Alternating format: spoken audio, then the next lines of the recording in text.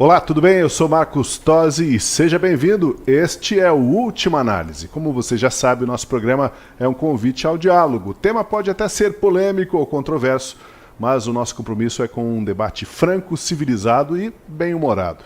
E buscando sempre ir além da superfície, fugindo do lugar comum ou da mera indignação. Não deixe de participar pelo chat do programa. E hoje comigo eu tenho aqui no estúdio o Francisco Escorcim. Olá, Escorcim, boa noite, tudo certo? Boa noite, Tosi, tudo certo. E também o Guilherme Kilter. Como vai, Guilherme? Boa noite, Tosi, Chico, prazer estar com vocês. E no telão, André Marcília. Tudo certo aí, Marcília? Como é que você está, Tosi? Prazer, boa noite, Kilter, Escorcim, toda a audiência da Gazeta e do nosso querido Última Análise. E então, sobre o que mesmo a gente vai falar hoje?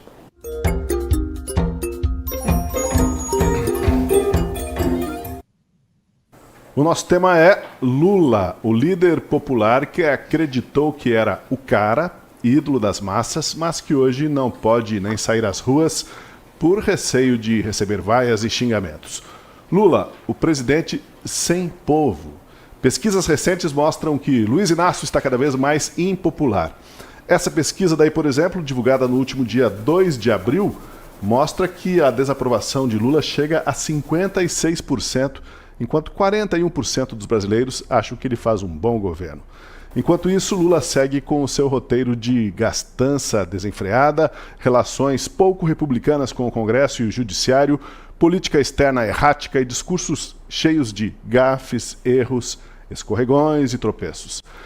Vamos lá, vamos ao nosso bate-papo aqui. Eu começo perguntando aos nossos comentaristas. Cadê o Lula carismático? O Lula que governaria para o povo, para os mais pobres? Cadê o gênio da oratória, da articulação política? Guilherme Kilter, você que é político, começa falando desse político e desse Lula aí que a gente não vê mais. Sim. Eu acho que o Lula é um resumo, uma boa característica, um bom personagem do que é a velha política, né? De muito tempo atrás, das eleições 10, 20 anos atrás, eleições que vocês votaram, eu não, mas que resumem bem esse velho político, que é bom em prometer, bom em fazer campanha, bom em abraçar pessoas na rua e tirar fotos na feira, mas de entrega tem pouca, né? Ou depois que entra, muda, vira outra pessoa, ou foca em outras coisas, outras prioridades. Eu vejo isso, é claro, a nível muito menor que na Câmara. É muito comum você ter políticos que são eleitos com uma proposta ou com um público e ao chegarem no meio, ao se rodearem da política e de pessoas da política, se esquecem desse objetivo inicial, desse eleitor que colocou eles lá e passam a atuar por outros motivos, ou por cargos, ou por mais poder, ou por mais influência e deixam para trás aquele motivo inicial. A verdade é, você sempre vai ter mais aprovação quanto mais você representa o teu eleitor, seja no legislativo, seja no executivo, qualquer cargo eletivo. Quando você deixa para trás esse princípio, a tua aprovação cai, a tua desaprovação aumenta. Ainda mais quando a gente fala de promessas de campanha que não foram entregues, de uma personalidade que mudou completamente, de alguém que prometeu picanha e entregou abóbora, né? E a gente pode falar de diversas promessas, acredito que a gente vai entrar mais nesse assunto, mas ao meu ver o resumo é esse, uma pessoa, um candidato que é uma coisa quando candidato e um político que é uma coisa depois de eleito. Esse é o retrato do Lula 3 agora. Escorcim, vamos aqui então da direita para a esquerda. Escorcim, eu percebi um etarismo ali na fala do Guilherme no começo, dizendo que eleições nós votamos e ele não votou. Né? 20 anos atrás. Minha primeira eleição foi em 2018. Eu e o Marcília temos algumas eleições. Aqueles papeizinhos, né, Marcília, da comprovação do voto, você diz que você tem uma caixa cheia, é verdade? Ô, Marcília parece que tem... Eu sou da época que a gente pegava a cédula e votava no Raul Seixas, né? Lembra disso? A gente escrevia lá Machado de Assis no voto, era uma delícia. Hoje em dia não tem mais isso. Eu acho que essa era a única, aliás, essa era uma boa tese a favor do voto impresso. A gente podia votar no Raul Seixas e no Machado de Assis. E no Macaco lá no Rio de Janeiro, Macaco Tião, né? Isso. Mas vamos lá. Quase foi eleito. Quase foi vamos eleito. voltar. Tiririca, né? Vamos voltar ao eixo aqui, gente. Ao eixo, então. O que aconteceu com o Lula carismático, Escorcim? Eu acho que o Guilherme tem um ponto interessante desse, o que seria a velha política, não no sentido pejorativo que se costuma a gente dizer a velha política, mas no sentido de que mudou a forma de se fazer política. E aí é algo que vai ser recorrente aqui, acho que aqui nas nossas análises vai ter que sempre ser colocado isso. que é a dinâmica criada e a cultura que vai se estabelecendo a partir das redes sociais, do universo da internet, desse mundo virtual. Porque antes, e acho que é isso, eu não acho que o Lula ele não tá atualizado, vamos dizer assim. Então ele acaba pecando e perdendo muito em virtude de não estar atualizado. Mas ele continua exatamente o mesmo. Quer dizer, se ele tinha se isso era uma qualidade dele, uma força, ele continua tendo. Eu não acredito no Lula decrépito, o Lula que está velho, o Lula que está gagá. Não. Mesmo com os problemas de saúde dele, ele parece perfeitamente bem desperto, e quando ele vai para os seus discursos, ele apela para aquele suposto carisma de piada de tiozão, que sempre foi e continua sendo. Só que aí você tem uma outra dinâmica desse tipo de comunicação. Com as redes sociais, o Guilherme é especialista nisso, já porque já nasceu com o software atualizado, né? Com esse tipo de coisa. Você não tem mais o domínio do circuito da informação, né? De quando você faz o discurso para chegar até o eleitor. Você tem um universo de bastidores hoje em dia sendo registrados o tempo todo. E aí você vê quando o Lula tenta fazer uma comunicação mais espontânea, né? A coisa sai tão forçada, tão fabricada, que ele não consegue convencer absolutamente ninguém. Quando ele foi fazer o Pix do Corinthians, né, que ele bota a camisa do Corinthians, aí quando ele foi explicar o negócio do Pix, todo mundo via que aquilo era uma forçação de barra para parecer espontâneo. Algo que, por exemplo, o Bolsonaro consegue enganar melhor. Não que eu acho que ele seja tão espontâneo assim. Eu acho que ele consegue enganar melhor, no bom sentido da palavra enganar. Então, existe uma realidade da internet, do meio virtual, que mudou a forma de se fazer política. E tem uma outra coisa. O controle das narrativas, ontem a gente falou isso sobre o Alexandre de Moraes, como é que o Alexandre de Moraes vai ser visto no futuro? Eu acho muito difícil a gente conseguir prever o futuro hoje em dia, porque os controles das narrativas não são mais os mesmos. Antes você tinha, até pela Revolução Gramsciana, né, a onipresença de um certo discurso da imprensa que persiste. Hoje em dia ele não é o único, e nem o que é o mais ouvido hoje em dia. Então é muito difícil o Lula conseguir fazer o discurso dele e aquilo ficar ecoando, parecendo que ele é um grande estadista, que ele é um cara muito carismático. Hoje em dia, aquelas narrativas contrárias têm tão ou mais eco do que essas. Então fica muito difícil de qualquer político conseguir sustentar durante muito tempo uma aparência de super líder ou qualquer coisa que o valha. A coisa fica muito mais escancarada, tudo é muito mais frágil. E o PT está muito para trás nesse sentido. A tentativa dele com o tal do Sidônio aí de tentar fazer uma dinâmica é apelando para populismo das antigas, com uma certa linguagem mais de rede social, mas ainda assim muito distante, inclusive do próprio a gente vai falar um pouco mais disso, mas só para adiantar um pouquinho. Tem um outro problema dele dentro da própria base, da bolha do eleitor para quem ele fala. Porque a esquerda mudou. Uhum. As piadas que o Lula faz hoje e que são problematizadas por questão de misoginia, machismo, racismo, não sei o quê, há 20 anos atrás, 30 anos atrás... Todo mundo ria. Eram piadas. Lembra que a gente falou aqui em Pelotas, não sei o quê? Todo mundo achava, todo mundo meio que fazia. Hoje em dia já não pega bem. E o Lula achou que com ele isso ia funcionar. Então ele tem um problema interno de comunicação, no qual o próprio eleitor dele mudou de certa maneira, e eu acho que ele não está atualizado o suficiente para poder lidar com isso. Vamos saber quais as percepções do Marcília sobre esse Lula carismático, que, como a gente disse no começo, hoje evita até sair às ruas. Ele que se considerava o cara, né? Uhum. E hoje ele está nessa situação assim de ocaso político. E aí, Marcília? O que a gente precisa... Eu entendo o seguinte, o Lula está velho, né? Esse é um ponto que eu acho que a gente precisa contingenciar. Eu tô com 45 anos, a gente já fico cansado. Imagina o cara com 80, tá com quase 80, né? 79, e tá por aí querendo se reeleger, imagina. E quando a gente pensa no Lula, inclusive, se reeleger com 80, imagina só, ele vai exercer o mandato de reeleição, vai acabar o mandato com 84. Pô, é coisa beça, né? Então, o Lula tá velho, o Lula tá meio cansadão mesmo.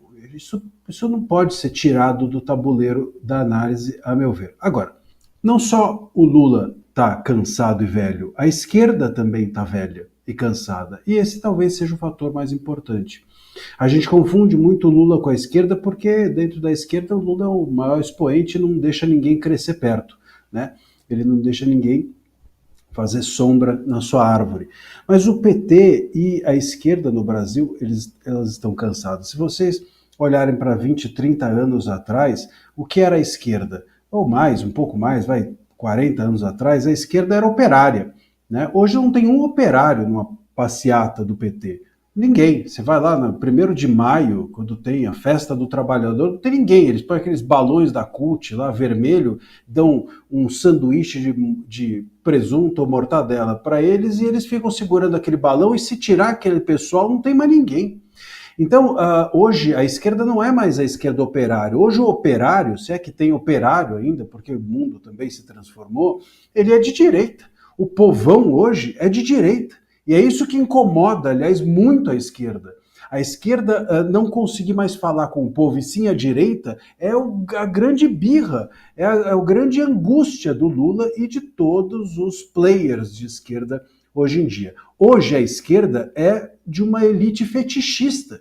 É uma elite fetichista que acredita que, ao ser de esquerda, ela está ajudando o mundo, ela está salvando a floresta, ela está salvando a Amazônia, os animaizinhos e etc, etc. É a esquerda vegana, é a esquerda que vai no show do Caetano, é a esquerda que aplaude Cuba, é a esquerda que abraça a árvore, é a esquerda identitária, é a esquerda LGBTYZ. Essa é a esquerda. E o Lula não entende isso, porque, talvez com razão, porque ninguém entende. Mas ele, especialmente, faz parte de um outro mundo. A esquerda que ele construiu, ou a esquerda que ele ajudou a construir, não tinha nada disso. Era uma esquerda operária. Então, o mundo mudou, a esquerda envelheceu, essa esquerda que ele montou, envelheceu junto com ele, e hoje fica difícil. Para você ser um líder hoje de esquerda, você precisa entrar no palanque que nem o Boulos lá e cantar o hino nacional em linguagem neutra. E fica difícil. Esse líder a esquerda não tem mais hoje. Talvez possa se tirar quem sabe o Pablo Vittar em algum momento se candidate à presidência e aí eles ganham o líder. Mas é nesse lugar que hoje a esquerda está. Nesse lugar o Lula não cabe mais. Ele está fora, portanto, de um contexto atual da esquerda. E por coincidência, né, pegando carona no que disse o Marcília, se os Estados Unidos somos nós amanhã, nós teremos o dilema do Lula-Biden aqui no Brasil, porque tem a mesma idade, a mesma pretensão, né, de se candidatar novamente. Sim, eu concordo com o Marcília quando ele disse que o Lula está ficando velho, e eu acrescentaria mais, eu colocaria que ele não está só velho, ele está ficando senil, ele está ficando de fato doente. Ano passado eu fiz uma thread, um post no meu Twitter, elencando todas as vezes que o Lula se confundiu. E para minha surpresa foram muitas vezes em um ano. Porque a Veja, através da coluna Radar, divulgou que alguns assessores do Lula acreditam que ele está ficando gagá. O presidente estaria confuso com números, dados e trocando informações. Eu peguei essa notícia e falei, bom, vamos fazer um apanhado. E aí eu comecei. Primeiro, Lula confunde Tiradentes com Jesus Cristo e afirma que Tiradentes foi crucificado. Depois, falando de uma obra que ele mesmo inaugurou, ele confunde a fronteira de Minas Gerais com Mato Grosso. Em 2 anos diferentes, ele conta histórias completamente diferentes sobre como ele perdeu o dedo dele, em 2 podcasts diferentes. Ao lado do presidente francês, Lula confunde o Macron com o Sarkozy, o presidente de 2000 e bolinha lá, acho que o primeiro mandato dele. Deu bronca no Haddad, no Alckmin ao vivo durante o discurso. Ele estava fazendo um discurso sobre a guerra da Palestina, ele leu no papel, e depois de ler, ele trocou 12 mil por 12 milhões, ao falar do número de crianças mortas na faixa de Gaza. Falou que teve 12 milhões de crianças mortas na faixa de Gaza. No evento da Azul com a Embraer, ele chamou o presidente da Azul de presidente da Gol. Ele confundiu o nome da milícia. Que listão que você tem aí? Hã? Que listão que você tem? É coisa pra caramba. Ele erra a conta de isso em período de 1 ano, tá? Ele erra uma conta de matemática, somou 77 com 33, deu 120. Chamou o primeiro-ministro da Índia de presidente 2 vezes. Trocou Eduardo Paes por Sérgio Cabral. Afirma que Floriano Peixoto foi responsável pela proclamação da República do Brasil ao invés de Eduardo da Fonseca. E assim... não acaba, tá longe de acabar aqui, às vezes, que ele se confunde. Ele é ignorante, ele não é. Isso não é senilidade, isso é ignorância. Isso a gente já. Isso é desde sempre. Agora sim, né? A gente você está mencionando esses episódios aí, esses lapsos do Lula. Na verdade, também a gente entende que qualquer pessoa se aproximar dos 80 anos está sujeita a ter esses lapsos. Sim. É próprio da nossa biologia, né? Há algumas exceções, ou talvez não tantas exceções assim, mas seja um pouco mais comum, conseguem ser pessoas muito perspicazes e com a memória ativa e tudo isso funcionando super bem até 90, 95 anos, tem casos. Mas é natural, da nossa natureza, né? Que aproximando-se dos 80 anos aí, a gente começa a não ter essa mesma intensidade de raciocínio, de pensamento, começa a se equivocar. E isso é da vida, né? A gente vai falar sobre isso daqui a pouco, né? Mas eu acho que a hora o de Lula- saber parar, né? O Lula é diferente, Tosi. Aí eu trago uma frase do Olavo de Carvalho para a gente refletir. Ele fala assim: quando o Lula perceber que a rejeição popular veio para ficar e é totalmente irremediável, falando da rejeição dele aqui no programa, sua psicopatia regredirá para uma doença mental pura e simples e ele se tornará fraco, inofensivo e incapaz de defender-se. Será um espetáculo deprimente, mas curativo. Eu acredito que o Lula já está no poder tanto tempo, na política tanto tempo, que já não é mais só idade, só ignorância. E a política te consome. Você pega fotos do Obama antes de ser presidente, depois de ser presidente. Bolsonaro antes de ser presidente, Bolsonaro depois de ser presidente. Enfim, há um envelhecimento claro. E o Lula está no terceiro mandato. Fora todo o movimento sindicalista, o tanto que ele roubou, o tanto de besteira que ele já fez. Então, eu acho que sim, tem uma carga de saúde, uma carga de idade, uma carga de serenidade que coloca ele já no patamar do Biden. E acho que tem uma outra coisa. Dessas fontes que você citou aqui, quantas são de imprensa tradicional que você leu ali? Só de... Não, eu fiz esse levantamento Você sozinho. fez? Não, esse era o ponto que eu estava querendo levantar. Quando o Lula fez os seus primeiros mandatos, né, você saberia disso pela imprensa. E se você perceber, muito do que está aqui, se você for procurar nos jornais tradicionais, você não vai encontrar essas notícias lá. Sim. Não, porque ele sempre foi no preocupado. Poder 360 tinha muitas notícias dessas, mas era o único que eu... Que já é um veículo Novo. que já nasce dentro desse contexto de internet. Sim. Então, só o fato de ele conseguir fazer essa lista, isso estar disponível, ter alguém que fez, postou e, portanto, não se esquece mais, já não tem mais o controle do fluxo da E narrativa. teve 5 milhões de visualizações. no Twitter. Ele já não consegue mais. Eu acho, particularmente falando, eu acho que ele sempre fez dessas. Talvez esteja fazendo mais do que fazia antes. O que acontece é que hoje ele não consegue ser protegido como ele era antigamente. Bom, vamos lá então. Agora mudando um pouquinho a chave, né, desse debate. Quem hoje de fato governa no país, né? Qual que é a extensão real do poder de Lula no terceiro mandato? Tem vários aspectos para serem abordados aí, desde a força do Congresso, a idade dele, como a gente disse, a influência da Janja. Vamos lá, Marcília. Quem governa o país ou o Lula ainda tem o pulso firme para administrar o Brasil? Quem governa o país é a pessoa que a gente ontem passou o programa falando, né? Vamos nos lembrar que quem governa o país não está no executivo, está no judiciário e chama-se Moraes, né? Se você quiser saber qual o poder que governa o país, é o judiciário, né? O executivo, eu tenho dito, é a rainha da Inglaterra, hoje do STF, né? Então, o legislativo, muitas vezes com ressalvadas nobres exceções, o legislativo hoje é uma espécie de bobo da corte, né, em que serve só para divertir os poderes, e o executivo é a rainha da Inglaterra do STF, e o STF governa o país pela voz do ministro Moraes. Então quem governa é isso. Agora, o Lula, dentro do executivo, ele é um poder, ainda assim, dentro da função de rainha da Inglaterra, ele consegue não ser nem disso o titular.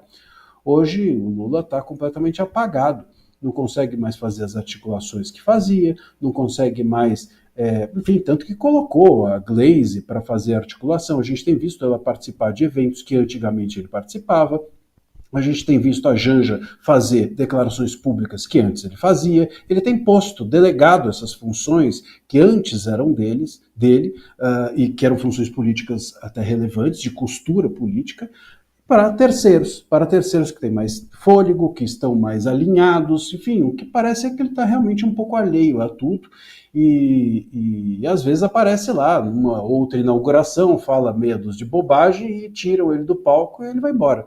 Mas a articulação mesmo política hoje quem faz são os seus pares. E é por isso que o governo Lula está cercando de pessoas tão radicais ou de uma espécie de petismo raiz, justamente para poder fazer essas funções que ele não consegue mais fazer. Em termos públicos, é a Janja que aparece para os eventos bons e para os eventos que vão lá para a Arábia para falar com o terrorista, ele manda o Geraldo para ver se o Geraldo não volta, às vezes, mas ele sempre volta. Mas é um pouco isso, é assim que tem funcionado o governo.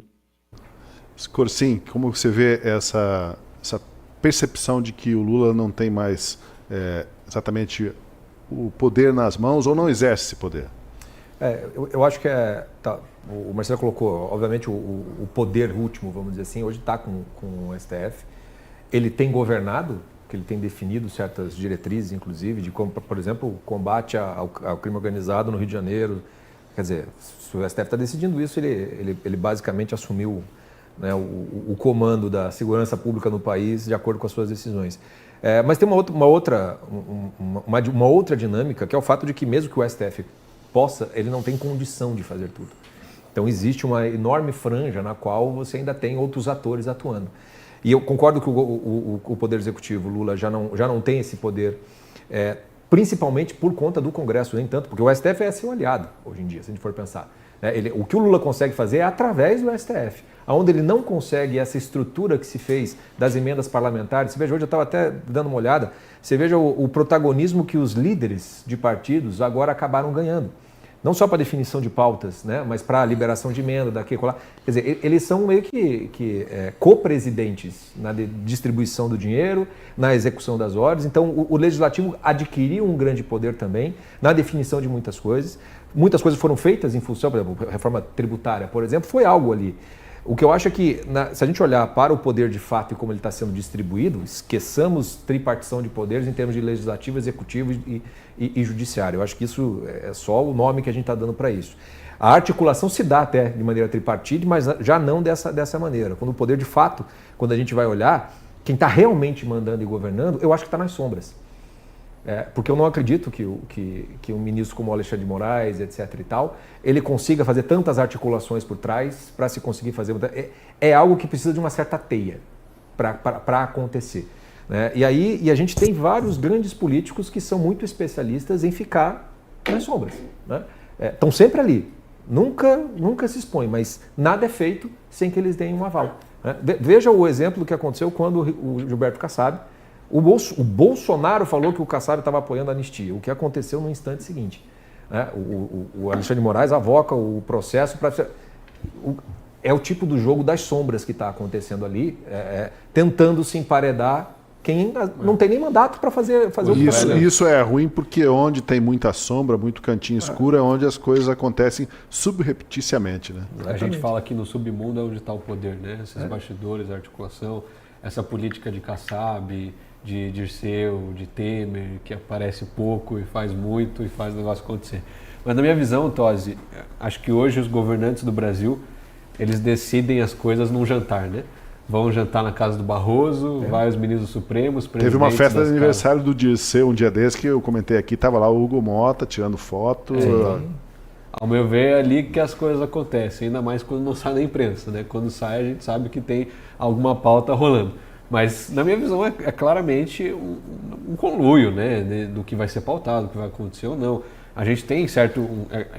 É nítido que tem um alinhamento entre o STF e o Executivo, por exemplo, porque você não vê nenhum deputado, senador do PT, sendo julgado por eles, o Alexandre de Moraes prendendo ninguém da esquerda. Nenhuma pauta perde. Nenhuma pauta. Então, descriminalização do aborto, a Rosa Weber pautou, descriminalização das drogas, avançou, tudo vai para o STF. Então, o que a esquerda não ganha no Congresso, eles judicializam. E judicializam bem. O PSOL vai lá, aciona o ministro Alexandre de Moraes, ele dá uma liminar e ferra a gente aqui na cidade. Então, são esse tipo de coisa que claramente existe uma articulação. Por exemplo, agora quando Eduardo Bolsonaro decidiu que ia ficar nos Estados Unidos e abrir mão do seu mandato por tempo indeterminado, vem o Lindenberg Farias, que é líder do governo na Câmara, deputado, e fala, é isso mesmo, porque se ele voltasse para cá, a gente já tinha combinado com o Alexandre de Moraes que ia pegar o passaporte e prender ele.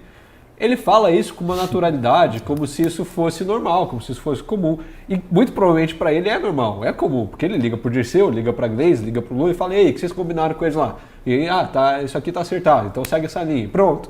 Então, só que pro brasileiro médio, comum, isso não é tão evidente. Não. Ainda parece que existe uma certa separação, porque não está tão acostumado, não lê as entrelinhas. Mas, ao meu ver, claramente esses jantares escuros, jantares pouco divulgados, com nenhuma transparência pública, que é onde o Brasil é governado. E diga-se de passagem, né, esse pessoal adora um jantarzinho, né? Volta e meia, tem notícia aí de que andaram jantando, se encontrando, coisa que seria inimaginável num sistema em que houvesse o devido processo legal e o respeito a esses trâmites, né? Até o Marcília pode comentar isso, porque essa história de ministro do STF ficar jantando e combinando coisas com o Executivo e com o líder da Câmara, do Congresso, é coisa recente da nossa história, né? Antes havia um distanciamento institucional, né, Marcília? Esses jantares e tal são uma tentativa do STF de fazer essa política que vocês estão mencionando que existe, né? Que é a política do político. O STF tem políticos que são amadores. A gente precisa, tirando ali, né, um ou outro, que eu não vou falar para não ser processado, mas que são políticos de carreira, né, e dialogam o dia inteiro com a política, estão dentro do universo político, são mais políticos do que juízes e ficam mais dentro da política do que dos tribunais, mas tirando um ou outro assim, são amadores, eles fazem uma política amadora. Então eles tentam fazer esses jantares, etc., que é do universo da política, mas a política do STF, esse ponto até o Scorsin estava mencionando, de que o STF tem feito também uma política, mas é preciso essa costura e etc. E aí tem essa aliança com o executivo. Só que tem o seguinte, o STF hoje ele faz a política dele muito mais por meio da força. E esse é um ponto que diferencia o STF de todo mundo, de toda e qualquer política. É uma política diferente, porque esse universo dos jantares existe, mas é restrito. É uma outra vez. Dentro da política, o jantar é todo dia, e não só jantar, café, e almoço, etc. E conversa, e conversa, e conversa. Isso que é fazer política.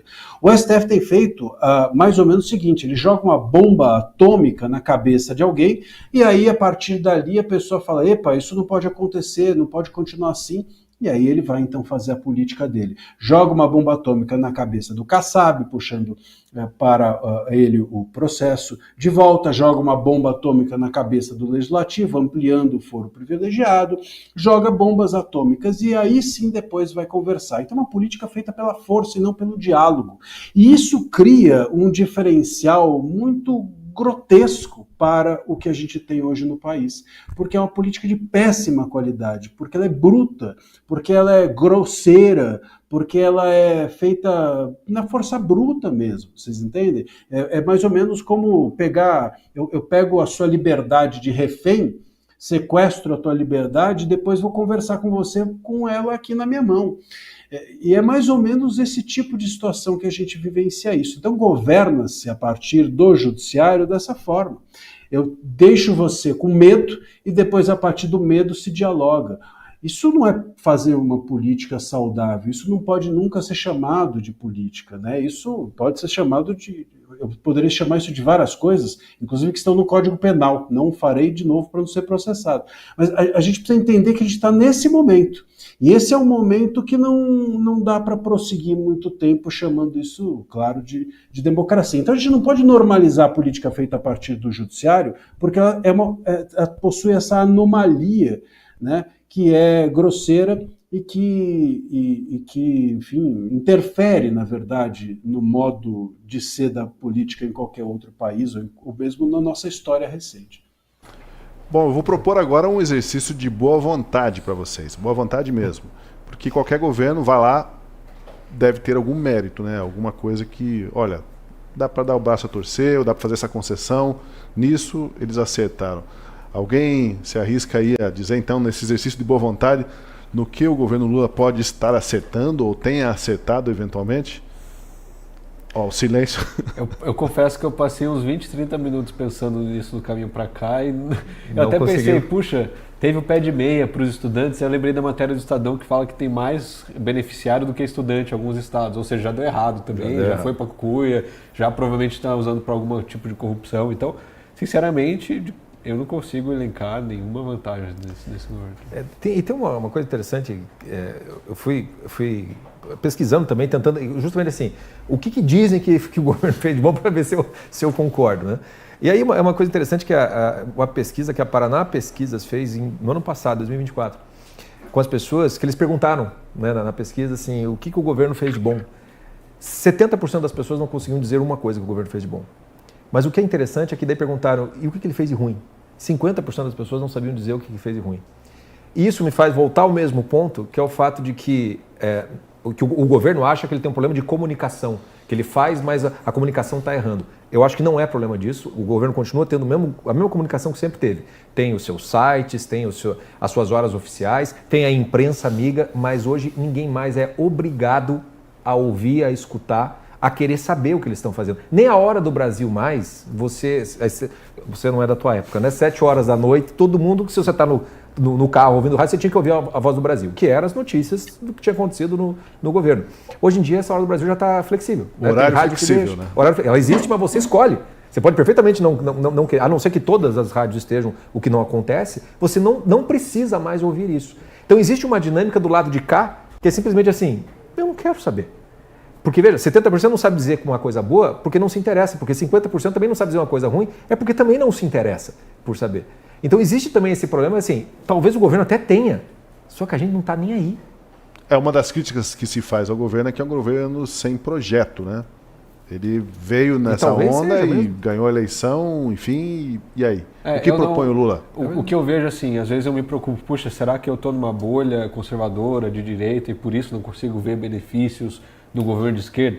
E aí eu vejo uma série de entrevistas que o pessoal faz na rua, perguntando em manifestações de esquerda, MST, petistas, fala uma coisa boa que o governo fez. O pessoal também não sabe dizer. Não sabe. E aí eu falo, não, acho que não é minha bolha, não. Eu acho que eles não sabem mesmo. E você tem essa esquerda mais...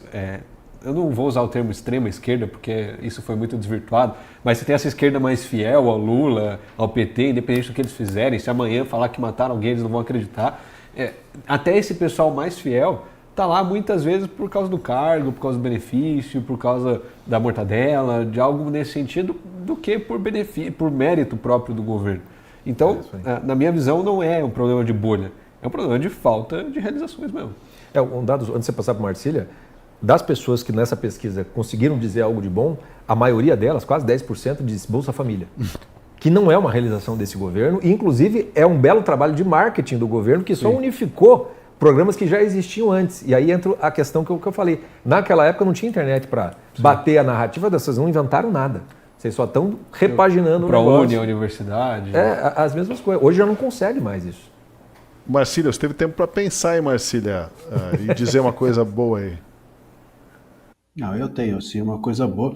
Eu acho que esse governo, ele nos trouxe um ministro, como o Haddad, que sabe muito bem tocar Beatles, né, no violão, como a gente se lembra, ele trocando Blackbird, e foi sensacional, né, eu acho que na Globo News, e quem não se lembra desse espetáculo maravilhoso, e isso, sempre que eu me recordo desse momento, a minha alma fica mais quente, e eu consigo dormir em paz. Agora, tirando isso, realmente eu não consigo, é a única coisa que eu consigo me lembrar, né? Eu acho que a gente precisa também aqui entender, né, que as pessoas que gostam do governo Lula, as pessoas que apoiam o governo Lula, apoiam o governo de esquerda, mas sobretudo esse, elas sempre têm uma visão que é abstrata. É um valor abstrato que elas enxergam, o esquerdista enxerga no Lula e no PT. Né? Então, se você perguntar para ele por que é importante, por que o Lula é importante estar no poder, ele vai te responder, se você ficar instigando, ele vai te dizer o seguinte, é importante porque ele faz o Bolsonaro não estar lá, é importante porque é um governo democrático, é importante porque é um governo que tem atenção aos pobres, à justiça social. Aí se você faz a segunda pergunta, que é, mas me diga então um projeto dedicado a isso, ele não sabe mesmo, e ele não vota porque tem projetos, porque tem pautas, ele vota porque o PT conseguiu construir no correr do tempo uma narrativa de que ele é o portador de causas sociais, da causa de... Se você perguntar para as pessoas, inclusive na rua, o que é a esquerda, eles vão te responder isso. A esquerda, por que você é esquerdista? Por que você é progressista? Eles vão te dizer, porque eu acredito no ser humano, porque eu quero salvar as borboletas. Ele acha que ser do bem, ser bom, ser uma pessoa que tem bons valores é ser esquerdista. E, portanto, é por isso que ele vota no governo Lula. Foi um trabalho de comunicação feito através dos tempos. Não é agora, não é o Sidônio, não é o Pimenta, é uma coisa que vem de décadas. Foi construída e que a direita vai ter de se haver com ela, porque essa é a construção que nós temos hoje de enfrentar, muitas vezes, num debate. O debate fica se trocando informações muito concretas sobre a vida real e as pessoas votam com base na sua vida irreal, com base nessa abstração de que a direita é tóxica, de que a direita é bruta, de que a direita representa muitas vezes valores próximos à da ditadura. Essa é a visão que se tem da direita, e a esquerda não. A esquerda é vegana, essa história identitária, é uma coisa meio fetichista de uma ideia de quase cor-de-rosa sobre o mundo, e isso tudo aliado à esquerda. Esse tipo de abstração é difícil combater, porque isso não como é que a gente combate uma pessoa que acredita que a esquerda seja portadora do bem? Não tem como debater isso, né? Essa pessoa guardou isso no seu íntimo, e é necessário que a direita saiba também, então, construir uma imagem de que ela também está aliada a esses valores, de que ela também está aliada a direitos humanos, de que ela também está aliada à justiça social, de que ela também está aliada ao bem, para que isso não seja uma pauta exclusiva da esquerda, e eles ganhem voto com isso, porque hoje em dia é a única coisa que dá voto à esquerda. Agora, Tosi, o Marcília falou uma palavra-chave aí na fala dele que a gente não pode ignorar, que é a palavra narrativa. O governo Lula não sobrevive de projeto, de realizações, sobrevive de narrativa. E nessa narrativa inclui muitas mentiras. Eu não esqueço até hoje o vídeo que o Lula está falando, não sei se é para a imprensa, para o pessoal do PT, ele fala, eu não esqueço até hoje quando a gente ia para a França, para Paris e falava para os estrangeiros, para os gringos, que no Brasil tinha 20 milhões de crianças passando fome na rua, e meu ministro chegou para mim e falou, Lula, se tivesse 20 milhões de crianças passando fome na rua, a gente não ia conseguir andar, a gente ia tropeçar em criança, não existe, e ele fala que é isso mesmo, tem que criar narrativa mesmo, e não está nem aí. E esse é o Lula que sempre foi, só que a diferença é que antes, na TV, ele dava um discurso, falava isso, emocionava e não tinha contrapartida nenhuma. Era só um monólogo. Ele falando direto com o povo, na hora popular, no horário nobre, né? A hora Brasil, como o Chico falou. Agora, a narrativa dele é completamente frágil, porque qualquer um desmantela, qualquer um desmente, qualquer um mostra o outro fato. E aí você não tem mais justificativa para continuar apoiando uma narrativa quando ela perde sua sustentação, quando ela já não tem mais fatos que a apoiem. Então, na minha visão, o Lula tem perdido essa credibilidade também por conta dos meios de comunicação, porque as suas mentiras já não se sustentam, as suas histórias, as suas narrativas são as mesmas de anos atrás, já não renova, já não traz. Hoje a esquerda nova é a esquerda psolista, a esquerda da Erika Hilton, que uma pessoa trans é o ícone da esquerda e que dizem que vai ser o próximo presidente. E é algo completamente diferente da esquerda operária de 20, 30 anos atrás, que queria direitos, que queria salário, enfim, virou completamente identitária. Ou seja, essas narrativas do Lula não se sustentam mais. Vamos filosofar um pouquinho agora? Segundo o inglês John Locke, a preservação da vida, da liberdade e da propriedade é o fim principal e talvez o único que leva os homens a se unirem em comunidades políticas e a confiarem no governo. Locke defende o direito de rebelião se um governo não se compromete com esses valores. Desse ponto de vista do filósofo aí, Lula seria um governante que tem perdido legitimidade? Porque o Locke fala que ele precisaria defender esses valores, né? Sim. Preservação da vida, da liberdade e da propriedade. É o fim principal e talvez único que leva os homens a se unirem em comunidades. Eu acho que são duas coisas, né? A perda da credibilidade é uma, a perda da legitimidade ela é outra. Acho que são dois problemas que, obviamente, se misturam, mas são distintos. Quando você pensa numa perda de credibilidade, ele só pode perder credibilidade para aqueles que lhe dão algum crédito. Como nós estamos num contexto das bolhas, é claro que credibilidade não tem nenhuma com quem não votou nele, né? Pode ter tipo um voto de, vai aí que eu vou deixar você fazer alguma coisa. Isso não é exatamente uma credibilidade. Então, se ele perde credibilidade dentro do seu conjunto de eleitores, da sua bolha. E a gente começou com o número da pesquisa, que para chegar naquele número que está ali, obviamente ele está perdendo credibilidade. E a gente já conversou o suficiente sobre isso. Mas quando a gente vai falar sobre legitimidade, aí já temos um outro problema, porque para ele perder a legitimidade é porque ele perde todo e qualquer o que sustenta, né, o fato dele estar ali no poder. E aí a gente tem um problema muito sério no país hoje, porque a legitimidade do Lula estar na presidência da República já é questionável, embora você não possa questionar. Quer dizer, ele só está ali porque você tem um problema que veio daquela manobra que o STF fez, que permitiu que ele retornasse, né? E ainda que se considere tudo ok, ele foi eleito pela população, como se tivesse, então, passamos uma borracha nesse problema institucional, a dimensão da legitimidade dele, para quem não lhe dá credibilidade, ela é contestada desde sempre. Desde sempre. E isso está na essência dos problemas que a gente tá vivendo aqui hoje. A outra coisa é a legitimidade que se perde quando essa credibilidade chega num ponto tal, quando, sei lá, como a Dilma, por exemplo. né? Chega lá num ponto de 90 e tantos por cento que não tem o que fazer.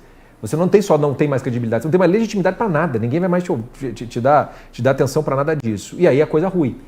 E hoje em dia é mais difícil para se perder tanta legitimidade em virtude dessas bolhas. Tanto que quando o Nicolas, vejam o que é perder legitimidade, quando o Nicolas Ferreira conseguiu furar a bolha, como se diz hoje em dia, com o vídeo do Pix, que atingiu bilhões de pessoas, sei lá quanto que aconteceu, em horas o governo recuou daquela ideia. Se aquele vídeo fica rodando só na direita, não teria acontecido isso. Então, são poucas as coisas que ainda furam e têm esse potencial de alcançar um público muito maior, no qual influencia não só aqueles que já estão decididos, mas aqueles que vão tirar a credibilidade para daí você chegar num estado de deslegitimação. E aí começam os processos institucionais para retirada, enfim, do governante quando se dá um tempo.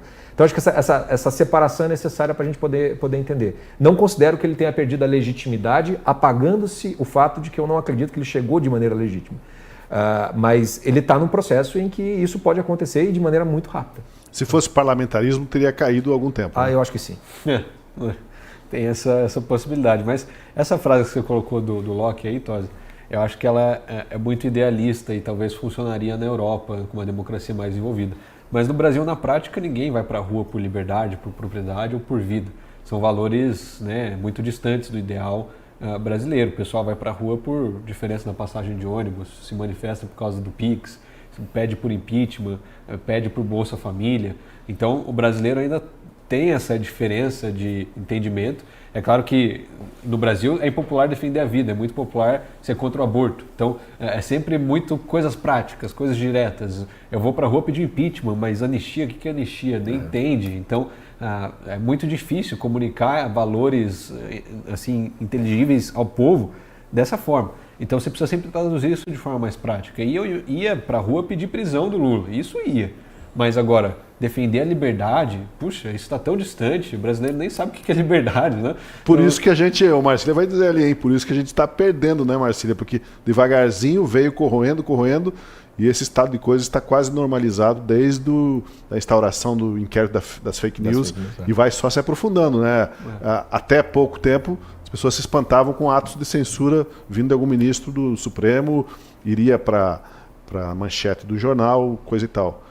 Agora a censura ela é praticada e dá-se como faz parte do jogo. Aí, Marcília, desculpa, eu joguei para você, Marcília. Não, eu queria só dizer um negócio. Botar John Locke na mesma frase que Lula é uma heresia. Eu acho que isso devia cair a live imediatamente. Isso sim é um absurdo, né? Eu acho que é até perigoso. Nós estamos caminhando aqui para redes tóxicas, realmente, a partir desse momento. Eu acho que aqui no Brasil, em vez de John Locke, a gente tem o João Louco. O João Louco, aí sim, pode ser o nosso inspirador, né? E quantos João Loucos não tem aqui no nosso intelectualismo tupiniquim para inspirar os governantes? A gente precisa entender que liberdade num país, ele só existe, só é possível. Aliás, eu vi uma vez um vídeo, o Kilter mencionou o Olavo de Carvalho. O Olavo de Carvalho falou isso uma vez e eu achei muito interessante. Ele dizia, não é possível no Brasil a gente discutir liberdade porque a gente não sabe o que é isso. E realmente, que a gente sabe o que é liberdade, a gente teve já liberdade. Será que a gente tem ideia do que é liberdade? Né? A gente tem aqui uma liberdade concedida e custodiada. A liberdade veio do governo, nos foi entregue, e eles olham para a liberdade que nos entregaram como um pai olha para a filha com ciúme no primeiro bailinho que ele leva, sabe? Aquela filha que você leva e fica de olho o que ela está fazendo no primeiro bailinho que ela está frequentando. A liberdade nossa é essa filha. Eles entregam para a gente e ficam ali vigiando se a gente não vai usar mal, e se usarmos mal, entre aspas, eles tiram na hora. Veja a postura da AGU em relação a tudo e todos. A AGU está censurando documentário. A gente tem aqui o governo, veja na época das tragédias do Rio Grande do Sul, querendo dominar o debate público para dizer que ele é que foi o salvador da pátria. Ontem falamos que o ministro Moraes se vê como herói. Então a gente tem as autoridades aqui entendendo que a liberdade nossa ela precisa ser muito vigiada, senão eles tomam de volta.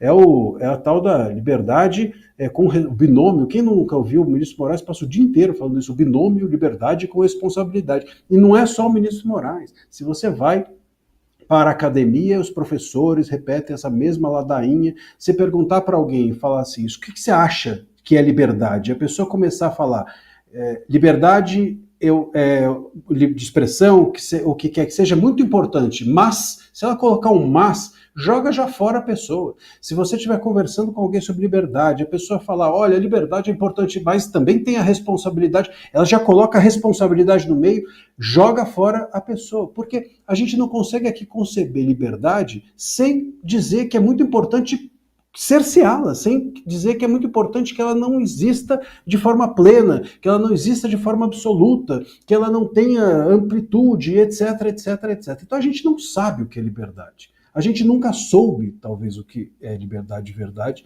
e talvez a gente nunca vá saber. Então, é muito difícil a gente preservar um valor que a gente desconhece. Sobretudo, governos autoritários como os nossos e governos que se valem do autoritarismo para ganhar eleição e manter os eleitores todos no cabresto.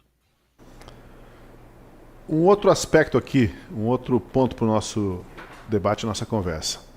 Qual o verdadeiro papel da Janja da Silva na popularidade ou na impopularidade do Lula?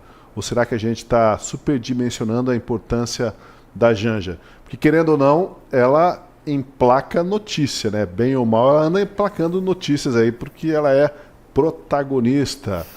Scorsin. Ela emplaca, mas eu até fui fazer uma pesquisa, né, para saber se foi feita alguma pesquisa sobre a Janja, especificamente falando, e até descobri que fazem. Eu não fico acompanhando essas coisas, porque eu prefiro ser feliz na vida, né? E tem uma pesquisa que vai mostrando, né, o grau de aprovação ou desaprovação da primeira-dama, mas uma que eu achei interessante foi, antes da eleição do Lula em 2022, 63% das pessoas diziam que conheciam a Janja de alguma forma, de ouvir falar, alguma coisa assim. Hoje, na última pesquisa, que é relativamente recente, eu acho que é tudo do Poder Data, essa pesquisa eu não tenho certeza, 83% das pessoas dizem que sabem quem é a Janja. Só que desses 83%, quase 50% sabem só de ouvir falar. Só de ouvir falar. Então acaba sendo um número muito pequeno que presta atenção no que a Janja faz ou deixa de fazer. Só que dentro desse universo que conhece a Janja, também 50% desaprova. Então, que ela é impopular é um dado. Que isso atrapalha o Lula também é um dado. Só que ela não se presta tanta atenção nela como parece. Então ela atrapalha menos do que parece para fora. Aonde eu acho que ela ajuda a impopularidade do Lula é internamente. Porque a gente viu a famosa carta do advogado de Bermudas, o Cacai, na qual ele fala, explicitamente ele fala, que o Lula não é mais o mesmo. Né? Ele não é mais o mesmo porque estão ali meio que ele está refém de alguma coisa. Então ela está trazendo um problema interno naquilo tudo, em que a impopularidade do presidente com aqueles que são os mais lhe gostam, ela está atrapalhando. Então eu acho que o problema da Lula é muito mais interno do que de popularidade para fora. Será que alguém tem coragem, né? Porque é um outro problema, né? A pessoa, seja lá o marqueteiro, seja um especialista, conselheiro do Lula, tem coragem de chegar, presidente, precisa entender que a sua esposa está prejudicando, está causando danos à sua imagem. Eu conheço uma pessoa que fez isso, o filho dele, que falou nomes ali da Janja, né? Classificou ela de forma não muito adequada, não muito qualificada. E falou um pouco mal da Janja. Mas assim, eu fiquei impressionado, Tosi, Chico, Marcília, quando eu faço uma crítica à Janja. Saiu aquela notícia de que ela teria um gabinete paralelo, um gabinete informal, já teria custado 2 milhões, com salários, com viagens. E as viagens dela são muito criticadas, porque o Rio Grande do Sul, debaixo da água, ela dançando que vai ir para a Índia, esse tipo de coisa, desgasta show o da governo. Madonna. O show da Madonna, enfim, o G20 lá no Lollapalooza, ela nos shows, etc. E o brasileiro não conseguindo comprar carne. Isso mostra uma diferença, né? Ela não tem nenhum tato popular. Mas até aí, ok. Atinge um segundo nível quando ela está gastando dinheiro do governo sem ter cargo, sem ter transparência pública. E aí a imprensa critica. Aí até aquele que é mais centrado e fala, não, tudo bem, a mulher fala, não, peraí, mas ela está gastando dinheiro público. E eu fiquei impressionado, porque eu entrei com uma ação popular contra a União por esses gastos da Janja e todos os portais de notícia repercutiram com uma velocidade e uma agilidade que me surpreendeu. E saía no Globo, eu falava, caramba, o Globo tá postando isso aqui. Ninguém gosta dela mesmo. Ninguém gosta dela. E aí eu vi as notícias de bastidores, falava, poxa, de fato, membros da esquerda, membros do governo, via a Daniela Lima na Globo News falar, segundo minhas fontes, aqui no Zap, não sei o quê, de fato, muitas pessoas no governo criticam a Janja, não gostam dela. E daí o Lula fez uma sessão de filme lá, um jantar para fazer as pazes do pessoal com a Janja, mas a única pessoa até agora que apareceu para defender publicamente a Janja foi a Glaze. Agora, você deve ter ouvido por causa dessa ação que se moveu que você é misógino, não? Ah, claro. A Glaze me chamou de machista, de misógino, de vereador de extrema-direita, de tudo, porque eu estava movendo uma ação contra a Janja. Mas também só ela apareceu para defender a primeira-dama. Não sei porquê, talvez elas sejam amigas, mas enfim. O negócio desandou tanto que tem pouquíssimos aliados dentro do próprio governo para defender ela. E a imprensa ataca. O pessoal, partes ali do governo, também deixam que esse ataque aconteça sem defendê-la. E o próprio Lula, eu vejo que ele já não tem mais condições nem popularidade para sair em defesa da própria mulher. Já saiu em defesa publicamente, vez ou outra, falando que ela viaja mesmo com ele, que é isso daí mesmo. Mas não cola, não adianta nada, porque ele também não tem popularidade nem o carisma que ele tinha antes, talvez, para colar isso nela. E ela tem uma personalidade completamente diferente das outras esposas do Lula, né? Então, muito mais exacerbada. Quando ela vem para o evento internacional, o G20, e fala para o maior bilionário do mundo ir para aquele lugar, né? Fuck you, Elon Musk, é um negócio que joga a imagem do Brasil, desse governo, no lixo. Você falou aí que ela é diferente das outras esposas do Lula. Será que o Lula teve outras? Teve uma, Marisa Letícia. Tem alguma informação privilegiada? Não, okay. Desculpa, foi erro meu. Não podemos falar. Não vou nem comentar. Marcília, o pessoal do entorno do Lula e da Janja deve se perguntar ou comentar, né? Que vereador topetudo é esse de Curitiba que move a ação para questionar as contas da primeira-dama? A Janja, ela virou um lugar sagrado, né? Então, hoje em dia é urna, vacina, ciência e Janja, né? Acho que são as 4 atuais coisas que a gente não pode falar. E por que a Janja é tão importante? A Janja virou esse símbolo muito próximo ali do Haddad, né, que o Haddad, ele realmente é tão desajeitado que ele caiu na boca do povo, com aqueles memes e tal. Eles tentaram, lembra? Até o pessoal da Globo News até comentou que queriam, como chama? Eu esqueci o nome do jornalista, comentou que chegou a dar a ideia, né, de que os memes seriam um perigo e etc. Então eles tentaram ainda fazer alguma coisa, mas não conseguiram com a Haddad. Mas a Janja eles tentam proteger. O Alckmin é um perigo, porque o Alckmin não necessariamente é um petista, né? O Alckmin é ele é meio fluido, a gente não sabe qual é a do Alckmin, né? Até hoje a gente não sabe qual é a do Alckmin. Até 3 anos atrás, inclusive, a gente não sabia se ele queria ser médico, se ele queria ser político. Ele é um cara meio, realmente, PSDB, né? Ele é aquele cara indeciso. De qualquer maneira, o que a gente precisa entender na Janja é que ela é a chance do Lula ter algum tipo de sucessão. As pessoas realmente estão investindo na possibilidade de que a Janja possa, numa situação trágica, vamos dizer, suceder o Lula para as próximas eleições. Se o Lula não conseguir se candidatar, ela seria, então, a opção. Por isso que ela tem essa importância toda, por isso que ela é tratada da forma que ela é tratada e tentam preservá-la da forma que tentam preservá-la. E por isso que ela está em tudo quanto é evento, porque ela está em campanha, entre aspas, uma campanha informal possível, caso o Lula não se candidate. Então, o Haddad tentaram fazer isso, mas o Haddad ele realmente não vai.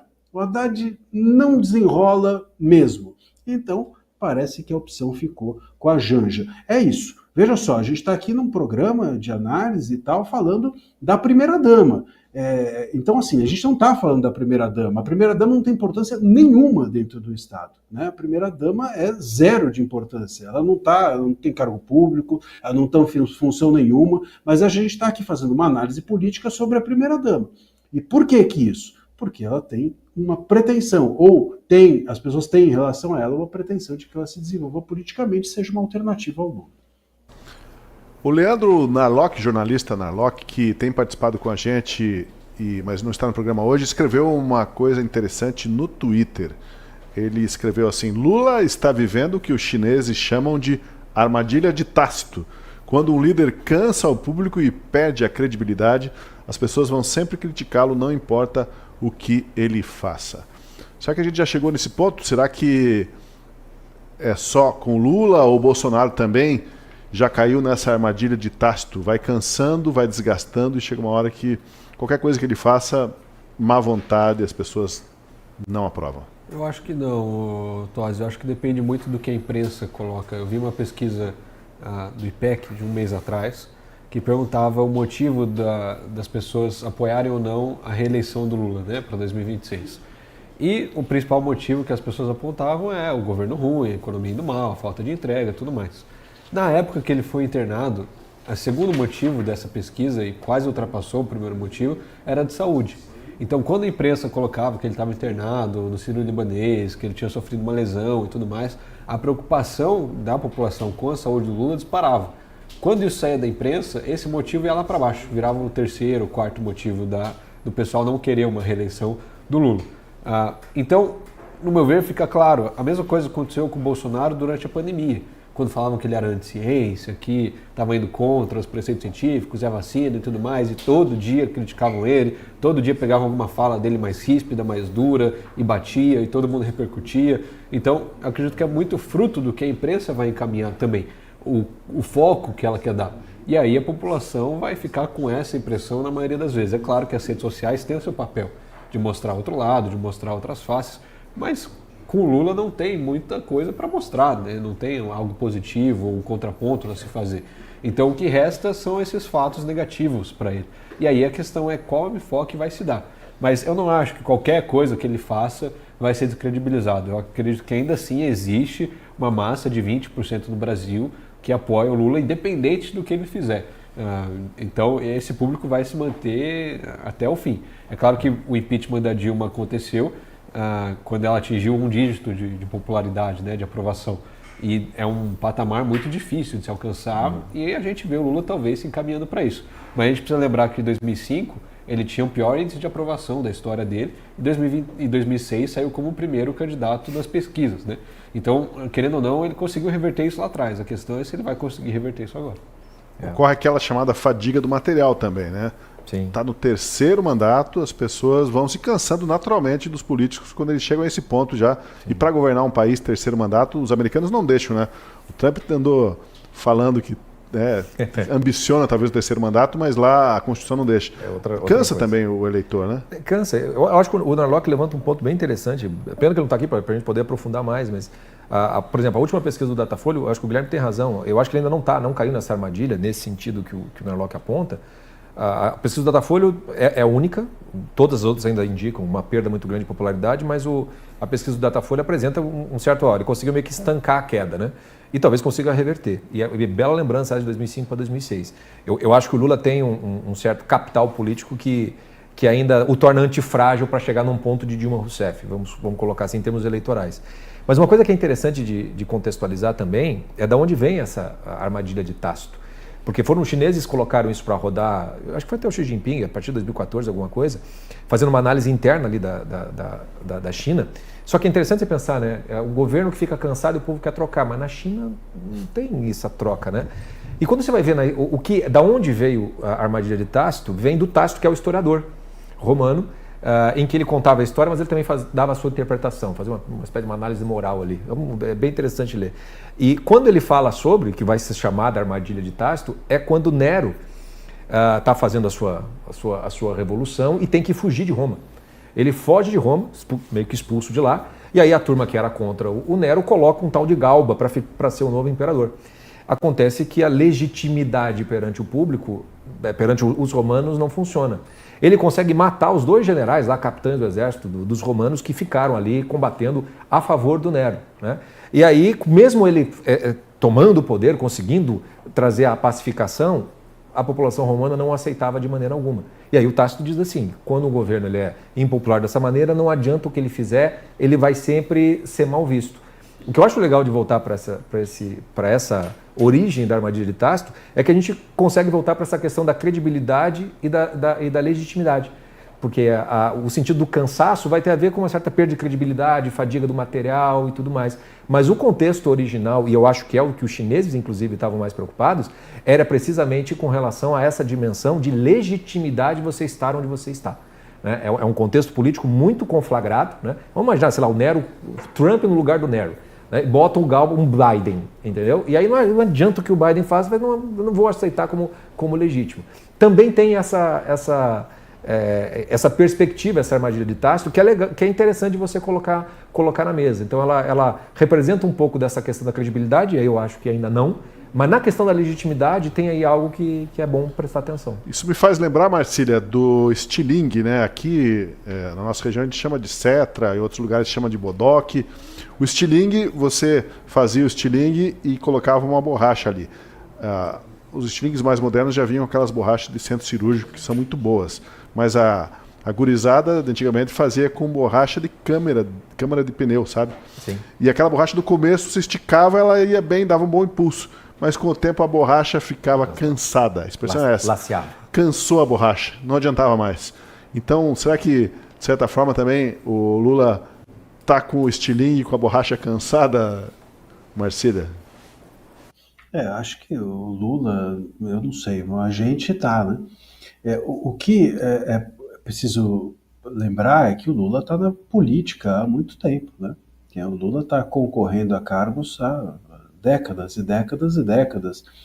Já é a terceira vez que a gente se depara com o mandato do Lula. Isso se a gente não contar com o da Dilma, né? Que também foi ali uma tentativa, inclusive, do Lula exercer por tabela mais um mandato. Então, é necessário que a gente a gente está cansado, porque esse papo, né, do Lula é o mesmo papo. Se você olhar hoje, se você olhar no primeiro mandato dele, a conversa é a mesma, ele não muda, né?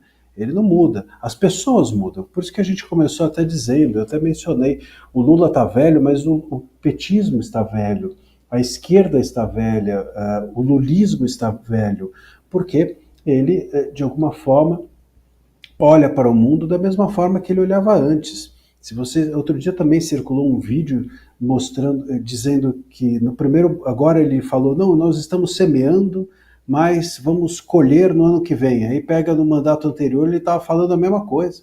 Então nunca tem o tempo da colheita, porque sempre ele está contando que está semeando. Então é sempre o mesmo discurso, inclusive. É sempre a mesma forma de falar. E aí ele vai e conta que a história dele, que ele gosta de povo, que ele quer matar a fome, que se ele matar a fome... É sempre a mesma conversa.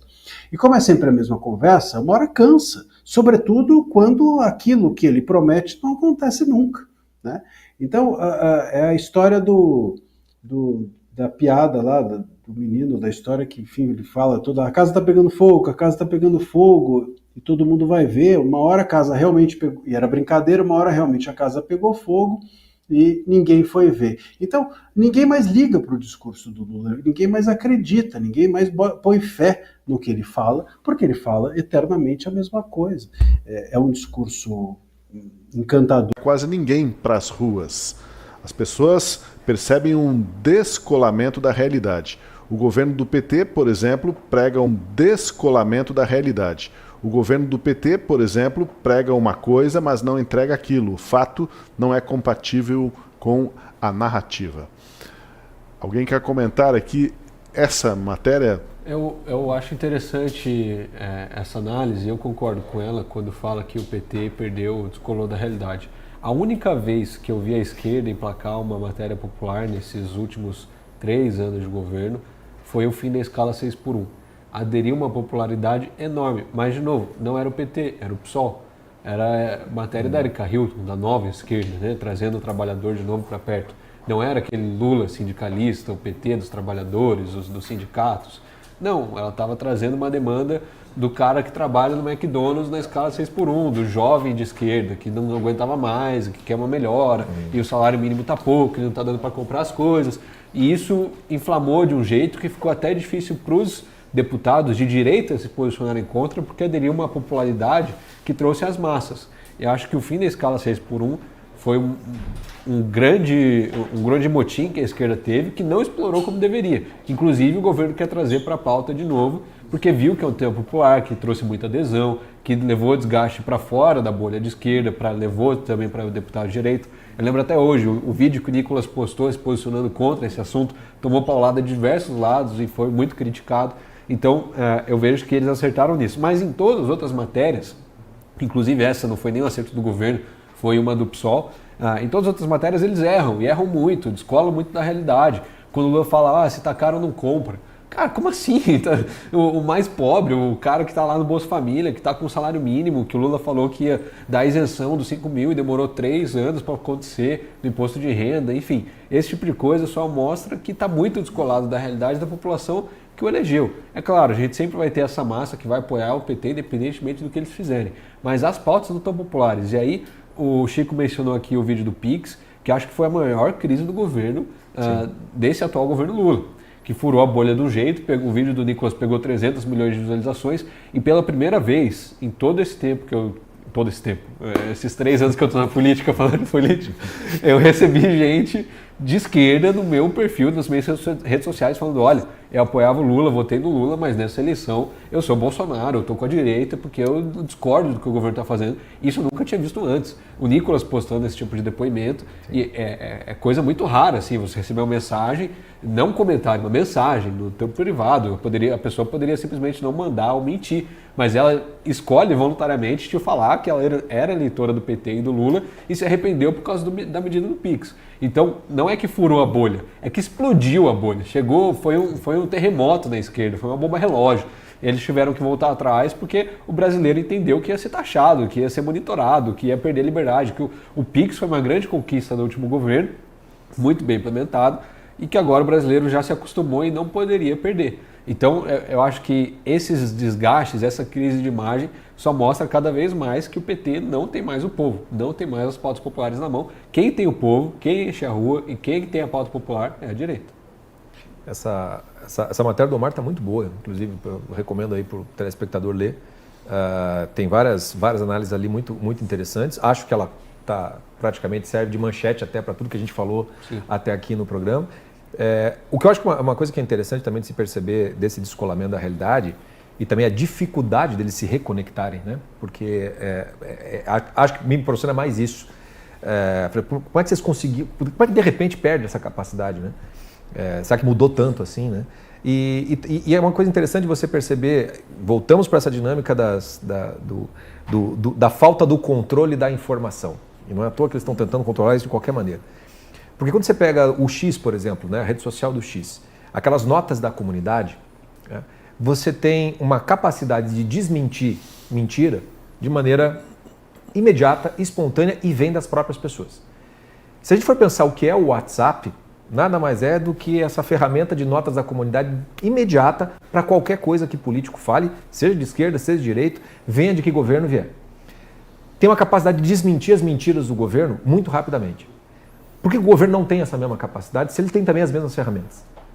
É porque perdeu-se a credibilidade. No jornalismo mesmo, o William Vac, o famoso jornalista, disse a credibilidade da grande imprensa foi pro ralo. O que significa dizer que se faz agência de checagem, o governo vai dizer o que é fake news e não é só o quê. Meu amigo, se você está mentindo para mim, por que cargas d'água eu vou acreditar quando você está tentando desmentir os outros? Eu vou achar que é mentira até o teu desmentido.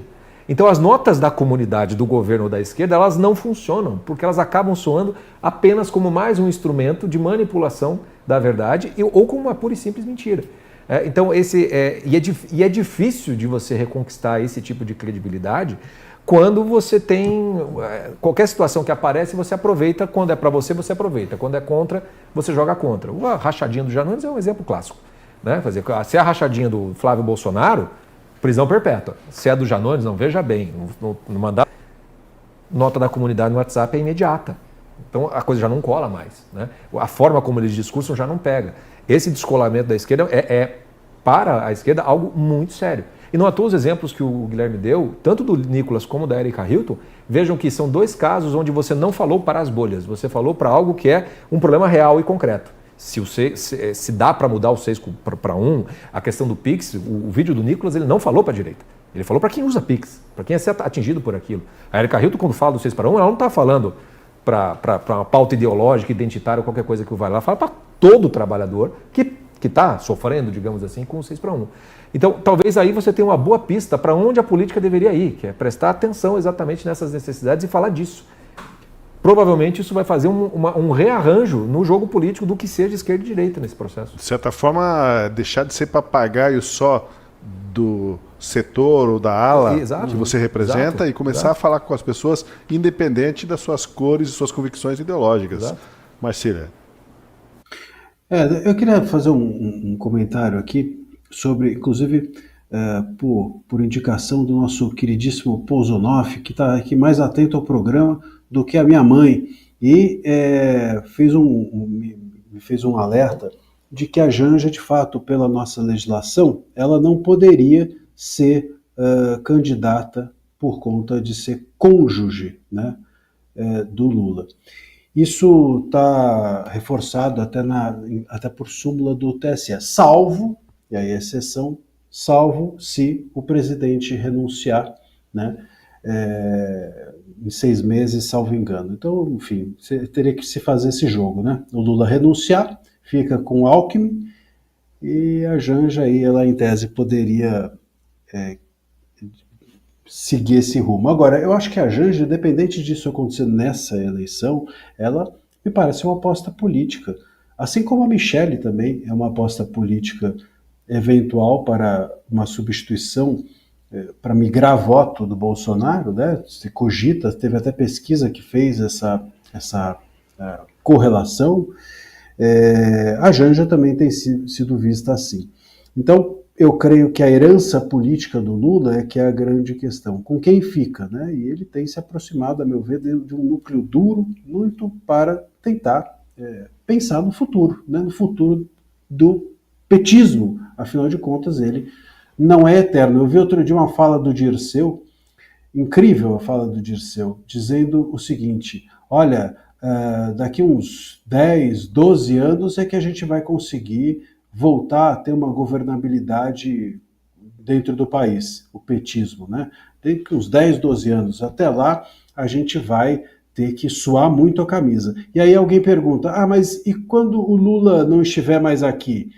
Ele fala, não, isso daí eu estou pensando para depois desses 12 anos. Quer dizer, ele cogita o Lula por 12 anos ainda. Depois dos 12 anos é que aí ele teria que pensar em quem vai substituir o Lula. Então, não tem plano. O PT tem uma dificuldade imensa de pensar num substituto do Lula, mas ele vai se aproximando dessas pessoas para tentar, enfim, deixar a sua herança política para alguém. Vamos continuar nosso giro e rodar mais uma reportagem, uma matéria da Gazeta do Povo. O Ciro Nogueira, o deputado, chama Lula de ultrapassado e diz que se decepcionou com o petista. É interessante trazer essa reação do Ciro Nogueira porque antigamente a popularidade do presidente, interferia diretamente na relação com o Congresso. Governo impopular caía e caiu, caso da Dilma, por falta da chamada governabilidade. Será que os políticos do Centrão não querem... A gente sabe que os políticos do Centrão não querem ter a imagem atrelada a um governo impopular. Mas será que hoje ainda é assim ou os meios de manutenção do poder são um pouco diferentes? E até tem essa questão que já foi colocada aqui, né, de que essa popularidade, como aconteceu com a Dilma, naquele momento, é difícil, porque hoje existe uma bolha protetora ao mesmo tempo, né? Sim. Ok. Então, eu vou ser bem sucinto. Volto por exemplo, do vídeo do Pix do Nicolas. Ainda é assim, né? Quando você vê um vídeo que fura a bolha e alcança, em pouquíssimas horas o governo imediatamente recua, justamente com o receio disso virar uma bola de neve que não tem mais controle. Então, talvez seja mais difícil chegar nesse ponto hoje por conta dessas bolhas protetoras, mas não impossível. Mas também tem aí, dentro desse contexto, acho que um jogo político da própria direita. Não interessa à direita fazer um impeachment do Lula. O gasto de energia, o gasto de atenção naquilo, talvez não valha a pena para a direita, dado que ela está focada muito mais na questão da anistia, a própria volta para o jogo, né, pelo menos legal, do Jair Bolsonaro. Então não há interesse, porque se houvesse interesse, talvez essa pesquisa que a gente viu de 56% de rejeição já fosse muito mais alta. A própria direita não está com tanto interesse assim. Eu diria que o Centrão é um bom termômetro, né, da política e do povão de forma geral, porque querendo ou não, agora nessas eleições municipais, o centro cresceu e muito. O PSD foi o principal partido vencedor de prefeituras aqui no estado do Paraná e no Brasil inteiro. Então, ou seja, a gente vê o oposto daquilo que aconteceu em 2018 e 2022, que era uma expansão da direita e da esquerda. Agora a gente vê uma redução e um crescimento do centrão, pelo menos a nível municipal. A gente não sabe se isso vai se traduzir ano que vem a nível federal, estadual também. Mas uma coisa é fato, o centrão ele serve desse termômetro, né? Quem articulou grande parte do impeachment da Dilma foi o próprio Temer, na época. E era a figura que representava o centrão na época. E agora a gente vê o Alckmin sendo vice do Lula completamente apagado. Não ironicamente, eu acho que uma das únicas chances do Lula reverter esse cenário ruim, essa desaprovação, seria se afastar cada vez mais e um cenário mais extremo, talvez renunciar, porque daí ele perde os holofotes não ficam nele, o desgaste não fica nele, fica no Alckmin, fica no centrão, ele vai ficar desgastado, e aí depois volta ele, volta a Janja, volta quem quer que seja, com as mesmas promessas de sempre, com a mesma popularidade de sempre, vendendo esperança, sendo que tiraram o pão do trabalhador um pouco tempo atrás. Eu acho que é uma das únicas chances que esse governo tem de reverter a situação atual. Marcília. Eu acho muito difícil qualquer situação ser revertida. E eu fico muito assustado como, por exemplo, a gente viu esses dias a PEC, a tal da PEC da segurança pública. Isso sim é bem assustador. E assustadora a postura do governo de, no apagar das luzes, né? Porque a gente já pode dizer isso, as luzes já estão se apagando e eles estão tentando estruturar propostas sobre segurança pública, estão tentando mudar em questões estruturais do Estado. Para que isso? Muito provavelmente, eu falei do projeto do Dirceu, muito provavelmente para se preparar para quando eles não estiverem no poder. Isso, para mim, é o que mais assusta. Que o Lula não vai ganhar a eleição, a gente já meio que intui. Agora, pela aparência, pelas pesquisas, etc.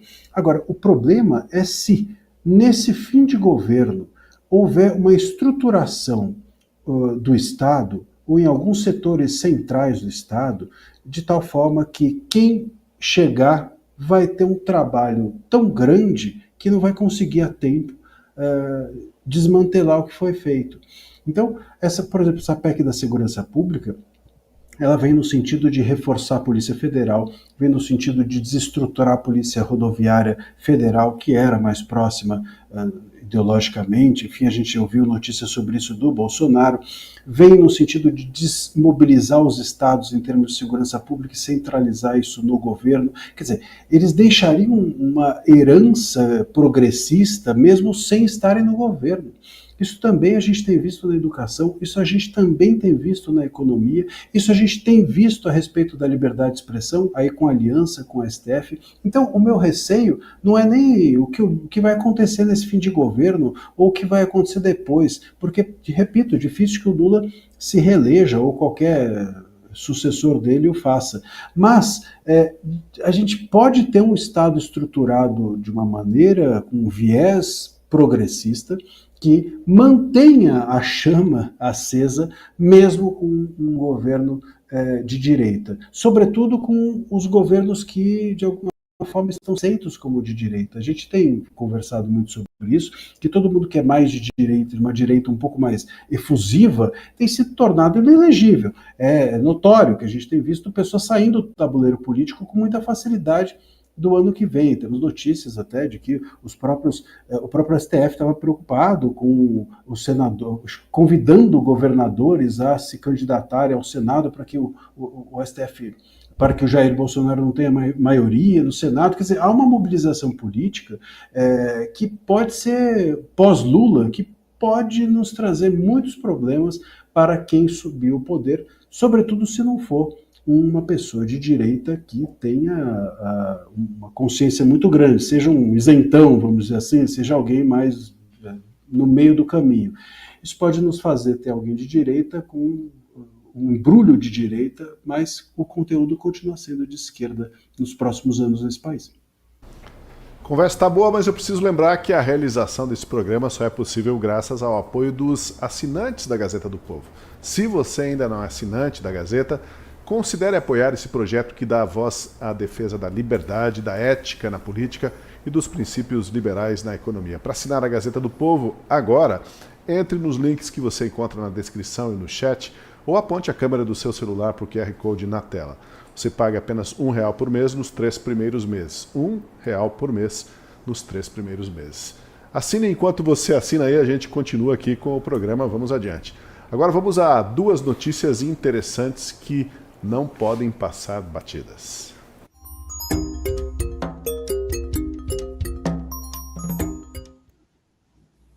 Primeira notícia tem a ver com a atuação da AGU, aquela do Jorge Messias. O alvo da vez é o deputado Gilvan da Federal, um personagem curioso, polêmico, que anda pelo Congresso sempre com a bandeira do Brasil pendurada no ombro. Na terça-feira, num discurso na Comissão de Segurança Pública da Câmara, o deputado disse o seguinte, abre aspas, por mim, eu quero mais é que o Lula morra, eu quero que ele vá para o quinto dos infernos. Ele disse assim, é um direito meu, não vou dizer que vou matar o cara, mas eu quero que ele morra. Pois bem, por causa dessas palavras, desses desejos deploráveis, né, a gente entende que são muito baixos, mas ainda assim apenas desejos, a Advocacia Geral da União pediu à Polícia Federal e a própria PGR para que investiguem o deputado. E agora, por mais insanos que, né, pareçam os comentários, ele se excedeu, né, reprováveis, as coisas que ele disse e os desejos dele, será que chegamos ao ponto de o Estado controlar um desejo? Existe aí uma zona limítrofe, né, Marcília, no direito entre você desejar alguma coisa e você incitar essa mesma coisa. Agora, eu não tinha me atentado a esse quinto dos infernos sem o plural. Será que é porque é do Lula? O inferno do Lula não tem plural também? Enfim, seja como for, a gente precisa entender que do ponto de vista constitucional, você tem direito a desejar. Se a gente não tiver mais direito a desejar, veja, se eu desejo, por exemplo, uma mulher casada, eu não cometo adultério. Se eu desejo matar alguém, eu não cometo homicídio. É tão simples quanto isso. Então a gente precisa permitir que as pessoas desejem. Se você não puder desejar, e não puder dizer que deseja, então, enfim, eu vou no meu psicanalista e quando deito no divã e conto os meus desejos, ele vai me prender, vai chamar a Polícia Federal, a AGU vai entrar no consultório do meu psicanalista, porque eu estou ali contando desejos que eventualmente, se eu pusesse em prática, seriam criminosos. Isso é uma completa loucura. Se o governo ou se o Estado agora quiser gerenciar o desejo do cidadão, a gente então, veja, não dá para existir. Eles já querem controlar a nossa vida, querem controlar a propriedade, querem controlar a liberdade, querem controlar agora também o desejo. Então vão entrar dentro das casas agora para ver quem está desejando coisa feia, quem está desejando coisa imoral, quem está desejando coisa errada dentro das suas casas, dentro dos seus consultórios, Pelo amor de Deus. É necessário que a gente entenda que a fala e o desejo são protegidos pela liberdade de expressão. E a liberdade de expressão protege mesmo falas que são, se fossem postas em ação, seriam ilícitas. Isso não tem problema nenhum, justamente porque elas não são uma ação, elas são um pensamento, uma consciência, uma expressão de um desejo. Isso não é ilícito, isso não pode ser ilícito, senão a gente precisa gerenciar a cabeça interna das pessoas. A gente vai ter que fazer agora ressonância magnética nas pessoas, fazer eletro dentro da cabeça das pessoas para ver o que elas estão pensando e se o desejo é um ilícito. Então, é o fim do mundo. Eu acho que a AGU ela devia parar de defender o governo, porque é isso que está por trás. A AGU todo dia tem uma, né? Todo dia ela tem uma. Como ele falou do Lula, então a AGU saiu a campo. A AGU precisa passar a defender a Constituição. Isso que ela tem que fazer, porque ela é um órgão de Estado, e o órgão de Estado defende o Estado, e a Constituição é o Estado, não Lula. Por mais, como vocês disseram, que essa fala possa ser moralmente condenável, do ponto de vista jurídico, ela é totalmente lícita e muito perigoso esse gesto da AGU. Porque, repito, amanhã, então, eles vão aqui passar a verificar o que eu estou desejando para ver se me punem ou não. Mas, ô Marcília, você esqueceu que já existe um guardião da Constituição no nosso país, que é o nosso Supremo.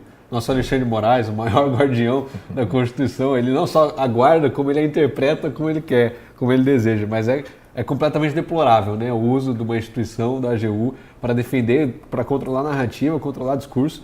E por mais que tenha sido uma fala deplorável, né, essa fala do Gilvan, ele mesmo, o Flávio Bolsonaro já se manifestou contra, diz que o PL não apoia essa fala, ele mesmo já falou que exagerou, mas querendo ou não, se você sai na rua e perguntar para muita gente pensa isso. Então pode ser que, querendo ou não, ele está falando o desejo do eleitor dele, de parte do eleitor, mesmo que seja algo deplorável, e aí está dentro da liberdade de expressão. Num acesso de raiva, né? As pessoas, quando às vezes não desejam, até falam, às vezes, queria que você morresse, ou que fulano morresse. Não, acesso de emoção, mas é o desejo diferente da incitação. Exatamente. Né? Ele não falou, olha, alguém mate o Lula, ou queria que alguém matasse e ele o Lula. deixou claro então, que havia uma diferença. Bem diferente, mas assim, com a inteligência artificial... Com a inteligência artificial tem que tomar cuidado mesmo com os desejos, né, Marcília? Daqui a pouco, se a inteligência artificial a serviço do Messias, a gente vai passar num scanner aí vai apitar, hein? Ó, você está com desejos aí que não passam pela AGU. Isso que o Scorsin disse é que eu ia comentar. Ele deixa claro, né? Ele até falou, olha, amanhã a Polícia Federal não apareça na minha porta porque eu não vou fazer isso, não cometerei nada, eu só estou desabafando. E, no entanto, a Polícia Federal provavelmente não bateu ainda, mas baterá a sua porta. Foi esse o pedido da AGU. Então a gente está realmente no terreno aqui da pessoa cogita quase que fantasiosamente, a Polícia Federal vai bater na minha porta e realmente acontece. Esse desejo, que é o da AGU, esse pode, né? Esse aí é lícito. Os outros mais não. Tem gente que pode, até nesse país, tem gente que o seu desejo vale mais do que o dos outros. É isso que eu ia falar, desejar a morte do Bolsonaro não ia ter a AGU investigando nada. Jogar futebol com a cabeça do Bolsonaro, tudo bem. Mas como é do Lula, tem que ser investigado. A gente tem tempo ainda para algumas dicas, então vamos para elas.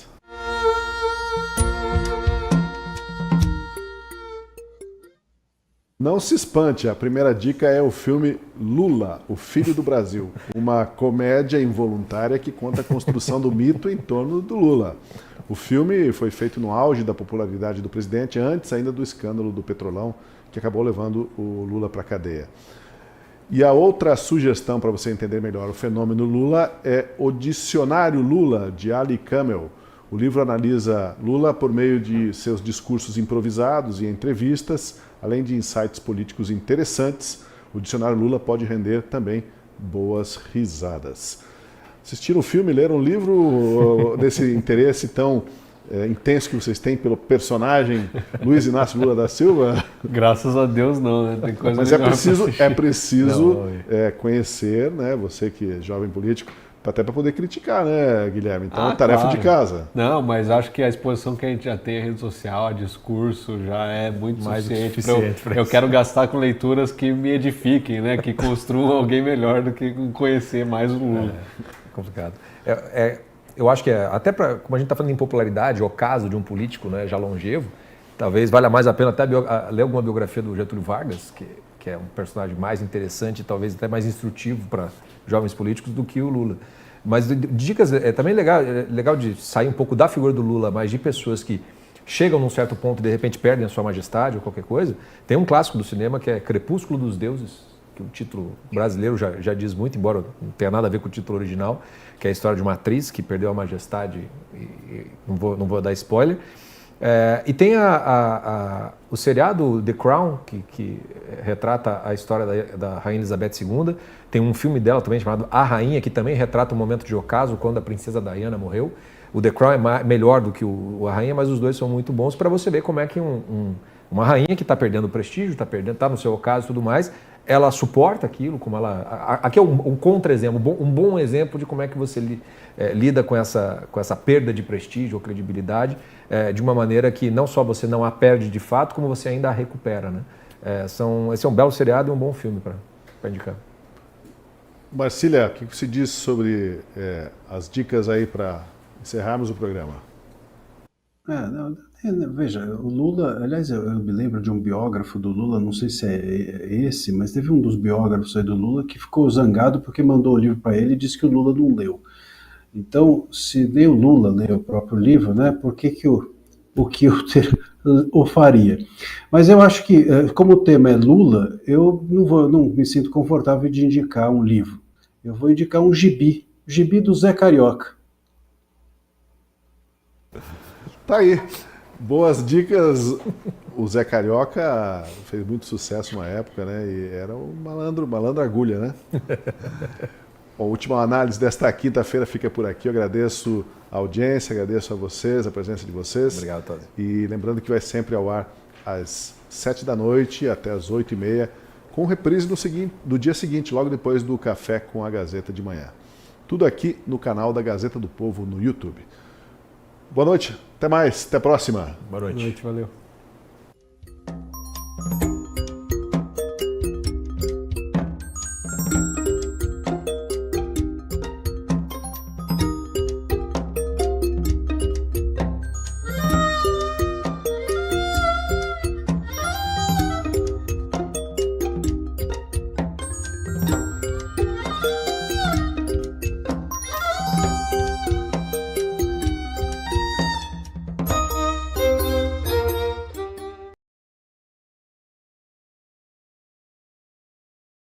Puxa outra coisa aí, né, dica aí, porque